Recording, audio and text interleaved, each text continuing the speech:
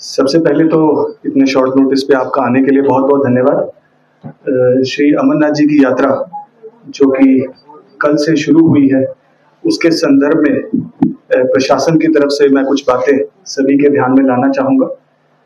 वैसे तो हमारे सोशल मीडिया हैंडल्स और ऑफिशियल प्रेस नोट से ये सभी जानकारी और श्री अमरनाथ जी श्राइन बोर्ड के द्वारा भी ये जानकारी सभी श्रद्धालुओं को पहुँचाई जा रही है।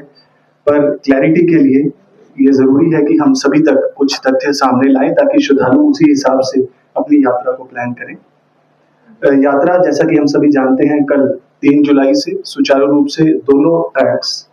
पहलगाम और बाल्टाल वहाँ से शुरू हुई है और कल और आज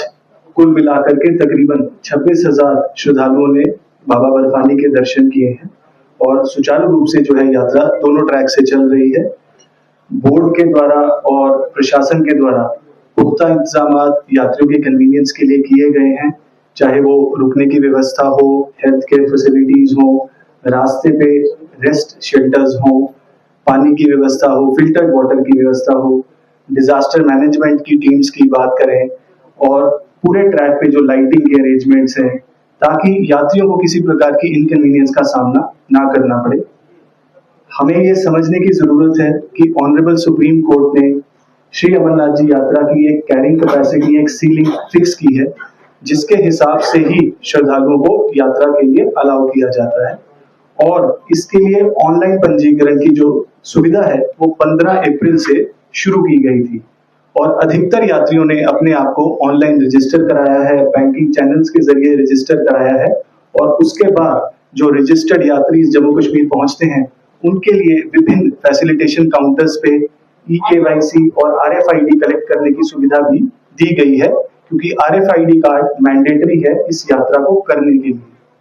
लेकिन हमने पिछले कुछ दिनों से देखा है कि बहुत से ऐसे विजिटर्स और बहुत से ऐसे श्रद्धालु बिना रजिस्ट्रेशन और बिना पंजीकरण के जम्मू कश्मीर पहुंच रहे हैं और जिस वजह से उन्हें कुछ इनकन्वीनियंस का सामना करना पड़ रहा है। उन्हीं के ध्यान के लिए ये कहना और बताना जरूरी है कि सिर्फ जो पंजीकृत यात्री हैं, जो रजिस्टर्ड पिलग्रिम्स हैं, उन्हीं को ही आरएफआईडी कार्ड की सुविधा और यात्रा की सुविधा उपलब्ध होगी, क्योंकि तत्काल का कोटा बहुत लिमिटेड रहता है और वो उस पर निर्भर करता है कि कितने पंजीकृत यात्री यात्रा के लिए नहीं आते हैं। तो उसी हिसाब से ही कुछ लिमिटेड लोगों को तत्काल के कोटे के जरिए यात्रा की सुविधा उपलब्ध रहती है। तो आज मैं आप सभी की तरफ से, आप सभी की मीडियम से ये यात्रियों को बताना चाहूंगा कि जो भी यात्री बिना पंजीकरण के कश्मीर पहुंचे हैं उन्हें कुछ दिन इंतजार, कुछ दिन वेट करने की जरूरत है, क्योंकि अभी उन्हें आरएफआईडी कार्ड की सुविधा या यात्रा करने की सुविधा उपलब्ध नहीं कराई जा सकती है, क्योंकि जो पहले से रजिस्टर्ड पिलग्रिम्स हैं सिर्फ उन्हीं को यात्रा की जो सुविधा है वो उपलब्ध की जा रही है।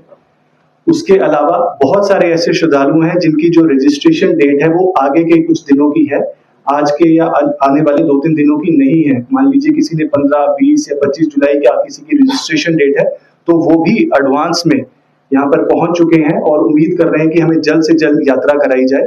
उनके लिए भी हमारा यही संदेश रहेगा कि यात्री केवल अपनी रजिस्टर्ड डेट पर ही यात्रा करें, ये हमारा सभी से अनुरोध है, ताकि किसी प्रकार की किसी को इनकन्वीनियंस ना हो।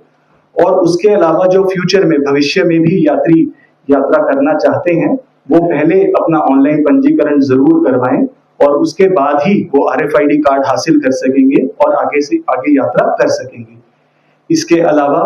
जितने भी लोग पहुंच रहे हैं और जो बोर्ड की तरफ से जितनी भी व्यवस्थाएं हैं, इंफॉर्मेशन है, वो उनको पहुंचाई जा रही है।